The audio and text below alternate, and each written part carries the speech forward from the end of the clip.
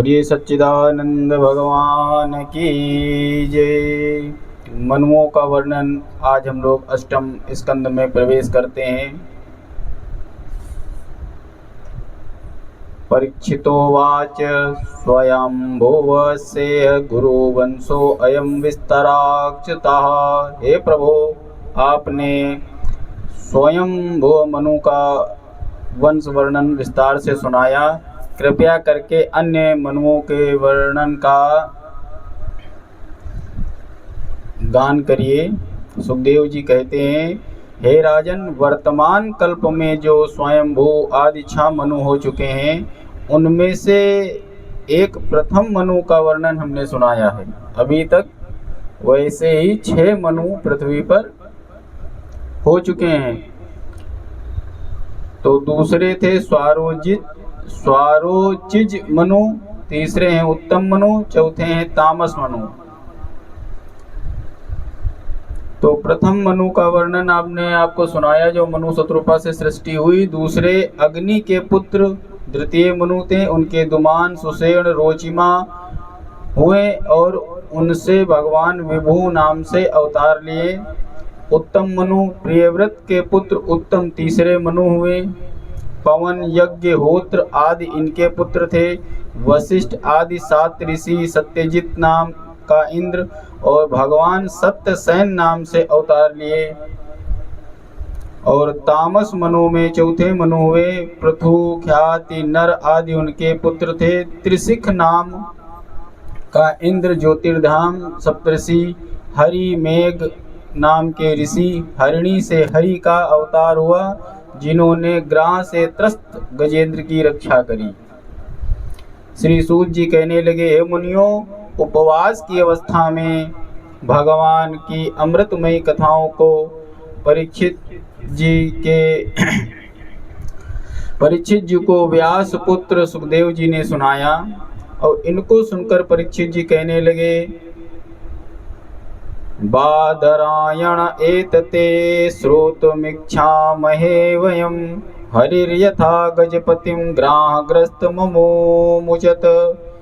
हे श्री सुखदेव जी, आप हमें भगवान ने गजेंद्र की रक्षा ग्राह से किस प्रकार की इस कथा को सुनाइए।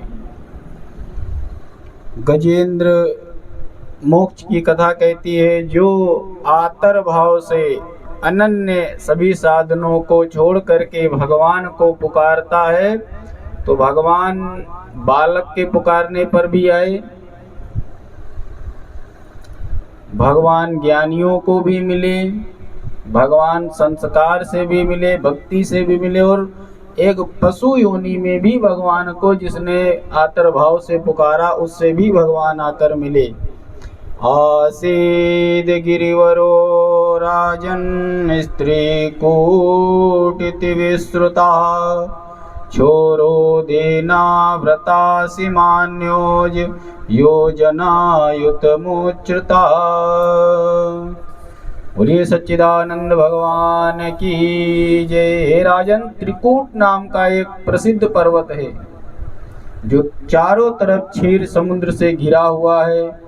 अत्यंत मनोहर 10,000 योजन और इतना ही इसका फैलाव है। इसको दूर से देखने पर स्वर्ण, चांदी और लोहे के 3 शिखरों से युक्त समुद्र आकाश और दिशाओं को प्रकाशित करता रहता है। उस पर्वत पर शुद्ध और निर्मल जल से युक्त नदियां और सरोवर हैं। यहीं पर देवांगनाओं का विहार स्थल वरुण उपवन स्थित है। एक बार उसी पर्वत पर रहने वाला गजराज अपने परिवार और बच्चों सहित वृक्षों की लताओं को तोड़ता हुआ, इठलाता हुआ सरोवर पर अटखेलियां कर रहा था। मधुर जल पी पी कर अपने परिवार के साथ जल कीड़ा करता एक दूसरे पर सूंड में भर भर के जल बड़े आनंद से उस सरोवर में कीड़ा कर रहा था। और देववश एक दिन ऐसी घटना घट गई कि किसी अत्यंत बलवान ग्राह ने उस गजराज के चरण को पकड़ लिया। अब प्रारब्धवश आई इस घोर विपत्ति से छुटकारा पाने के लिए गजेंद्र ने विविध प्रकार के बल लगाए, खूब उपाय लगाया लेकिन नहीं काम बन रहा था, खूब चिघाड़ा। अब हाथी की चिघाड़ सुनकर हथनियों ने भी खूब चिघाड़ लगाई और सारे परिवार ने मिल करके, भाई बंधु जितना पूरा टोली थी, वो सब जोर लगा करके ग्राह को बाहर खींचने का प्रयास करने लगे, परंतु वो जलजीव इतना शक्तिमान था कि सबके प्रयास विफल हो गए। कहते हैं कभी बाहर कभी भीतर खींचा तानी होते होते कई वर्ष बीत गए। उस गजेंद्र में अकेले 10,000 हाथियों का बल था, लेकिन देखा कि कभी हाथी तड़प के बाहर आ रहा है तो कहीं ग्राह अंदर जा रहा है, और सबने सोचा भैया ये तो कब तक इनका साथ देंगे। तो धीरे धीरे पहले मित्र हाथी छोड़ के चले गए, फिर बच्चे परिवार जितने हाथी का झुंड था वो छोड़ के चले गए, फिर धीरे धीरे उन हथनियों ने भी उनका साथ छोड़ा। अकेले ग्राह ने पूरा जोर लगाया और गजेंद्र को अंदर खींचना आरंभ कर दिया। अब अकेला पड़ गया और डूबने की नौबत आई तो गजेंद्र सोच रहा है, कस्य माता पिता कस्य कस्य भार्या सहोदरा कालेन संबंध का कस्य परिवेदना। जैसे एक बार कहा नहीं कि जब मरने पे, जब मृत्यु, देखो सभी लोग एक हद तक साथ देते हैं, एक सीमा तक साथ देते हैं बंधुओं।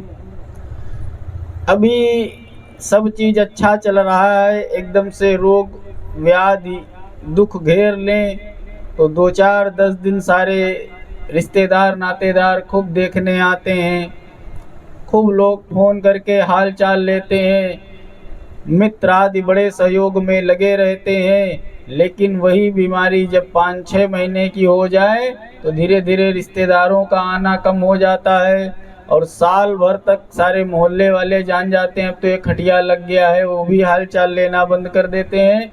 और साल 2 साल बाद कोई हाल चाल नहीं लेता है।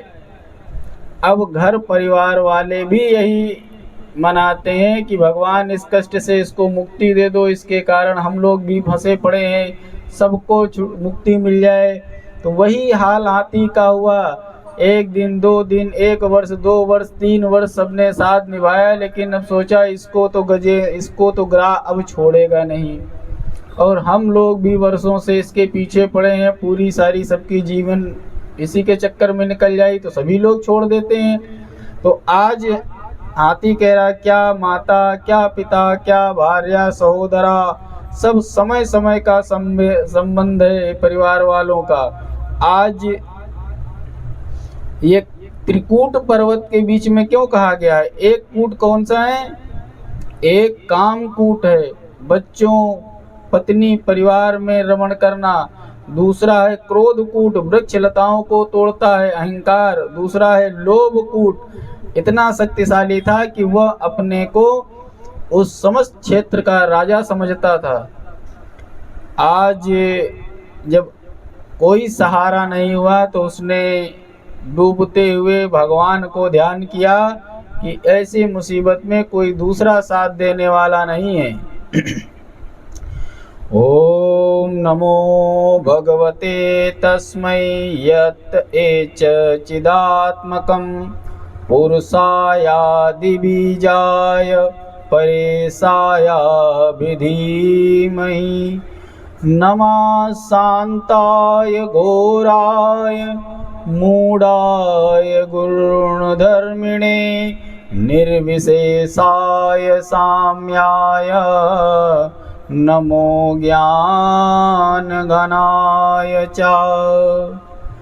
नारायणा पंकजलोचना प्रभु केयुरहरं परिशोभमाना। भक्त्यायुतो एन सुपूजितो नहीं व्रतागतं तस्य नरस्य जीवनम्। जिनका भगवान से विश्व चेतात्मक बना है, सारे प्राणियों में कारण रूप से प्रविष्ट हैं, जो विश्व के प्रपंच के कारण हैं, उन प्रकृति पुरुष परमेश्वर को मैं प्रणाम करता हूँ। नमः शांताय घोराय, शांत होते हुए भी घोर स्वरूप वाले और मूढ़ होते हुए भी सत्वादि गुणों से युक्त, संपूर्ण विशेषताओं से शून्य होते हुए भी ज्ञान धन उन भगवान को नमस्कार है। इस प्रकार गजेंद्र ने भगवान की अनेकों प्रकार से विनती की और सोचता है, जिन भगवान नारायण के नेत्र कमल से सुंदर हैं, केयूर हार सुशोभित है और अलंकार शोभायमान है, जो भक्ति से प्रभु की आराधना नहीं करता है उसका जीवन व्यर्थ चला जाता है। आज मैं नारायण की शरण में हूँ। गजेंद्र ने 8वें स्कंद के दूसरे अध्याय के दूसरे श्लोक से और 32वें श्लोक के आखिरी में उच्छिप्य सांबुज करम गिरिमा, एक कमल का फूल तोड़कर कहते हैं, जब कभी भी जीवन में अंधकार लगने लगे, कोई सहारा ना हो, ग्रहों पीड़ित किए हुए हो, रोग व्याधि जरा सब पीड़ित किए हुए हो, तो गजेंद्र मोक्ष का पाठ नित्य करना चाहिए। एक फूल हाथ अपने सूंड में तोड़ करके सुंड में दबा के आवाज लगाई, हे अखिल गुरु हे नारायण। जैसे ही नारायण कह के एक फूल उछाल दिया ऊपर, दीन दयाल बिरधु सम भारी, हरऊ नाथ मम संकट भारी।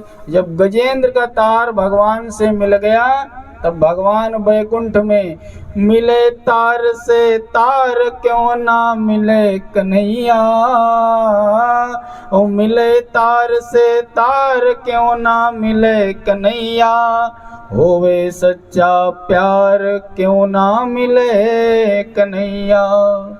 जोगी जागे भोगी सोवे, भक्त प्रभु की याद मरोवे, जागे जपे मुरार मिले जब तार कन्हैया। और घड़ी की टिक टिक यूं बोले है, जीवन गेट तेरा खोले है, चला जन्म क्यों हार, और मन में हरि का ध्यान लगा ले, हरि नाम के मोती भर ले, दूर नहीं भगवान आत्मज्ञान जगा ले, जीवन नैया पार लगा ले। बड़ी विनती करता है करुण भार से, हे प्रभु अब आप ही हमारी नैया पार लगाओ।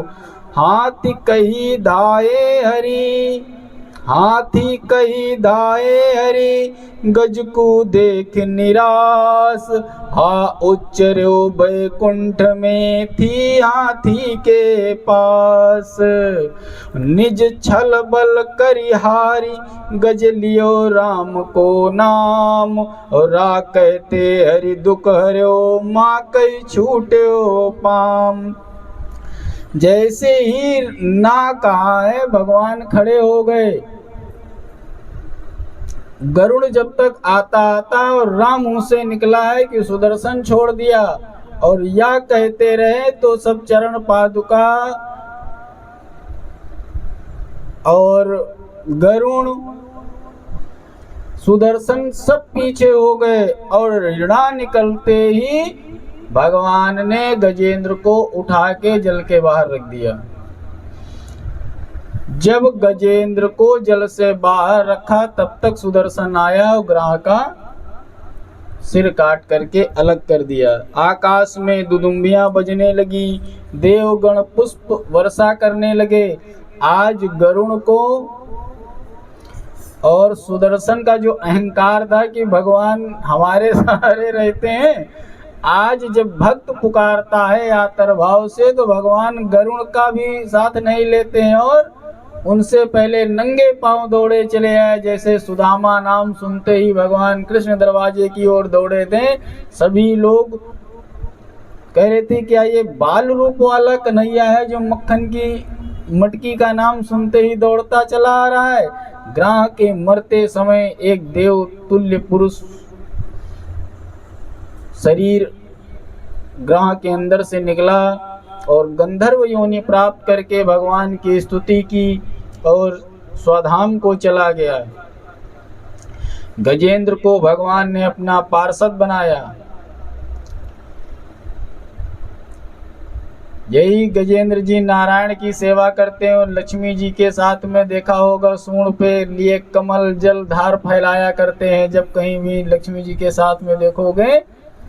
और नारायण की सेवा में हमेशा गजद्वार बन करके खड़े रहते हैं। ये ग्राह पूर्व में एक हुहू नामक गंधर्व था। देवल ऋषि तालाब पर स्नान करने आए, तब इस गंधर्व ने उन ऋषियों का ऋषि का अपमान कर दिया। जब ऋषि उस घाट पर स्नान करने के लिए आए तो यह बेशर्मी से उस सरोवर में स्त्रियों के साथ कीड़ा कर रहा था। और तभी ऋषि दूसरी तरफ डुबकी लगा करके स्नान कर रहे थे और ये जल के भीतर जा करके अंदर तैर के और ऋषि का पैर पकड़ लिया जाके। अब ऋषि का पैर पकड़ा, ऋषि जी डर गए, क्रोधित होके श्राप दे दिया, क्या मगरमच्छों वाला ग्राह वाला तू काम कर रहा है, जा इतना शौक है तू गजेंद्र हो जा, ग्राह हो जा।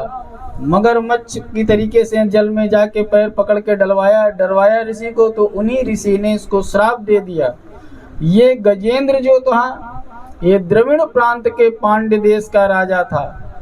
इंद्रदुम्न नाम का ये राजा परम वैष्णव था और मलयाचल पर तपस्या करता था। और एक दिन अगस्त ऋषि के आने पर यह पूजा में लगा रहा और ना उठा ना प्रणाम किया। तब अगस्त जी नाराज हो गए, तू संतों का ब्राह्मणों का अपमान करता है, इतना बड़ा तो पुजारी है, तेरे को हाथी के समान अहंकार हो गया है, जा गज हो जा। और पीछे विनती पर कहा कि गज योनि में भी तेरी भक्ति से भगवान प्रसन्न होंगे और तेरा उद्धार करेंगे। गजेंद्र मोक्ष के बाद भगवान बोले, जो भी इस गजेंद्र मोक्ष को पढ़ेगा, जो गजेंद्र के द्वारा की गई स्तुति का पाठ या श्रवण करेगा, उसके सब संकट कट जाएंगे, उसकी बुद्धि निर्मल हो करके ईश्वर में लग जाएगी और उसके हृदय में भक्ति के जागृत हो जाएगी। इसी प्रकार प्रभु ने जैसे गजेंद्र को तारा है सारा जमाना, श्याम हमको भी तारो। इस प्रकार गजेंद्र मोक्ष प्रकरण पूर्ण होता है। संसार में जीव माया के वशीभूत होकर भगवान को जो भूल जाता है तो उसे भगवान इसी तरीके से माया में फंसे जीवों को संकट में आने पर जब शरणागति होती है तो इसी तरह आकर के उबार लेते हैं। क्यों रोशनी से पर्दा ओ गंवार कर रहा है, क्यों रोशनी से पर्दा वो गंवार कर रहा है, ये समाएं रो रही हैं सारी रात ढलते ढलते, तेरा हुआ न कोई दिल से गिला भुला सब, तू हो जा प्रभु रुद्र का ये सांस चलते चलते। बोलिए राधे राधे सीताराम।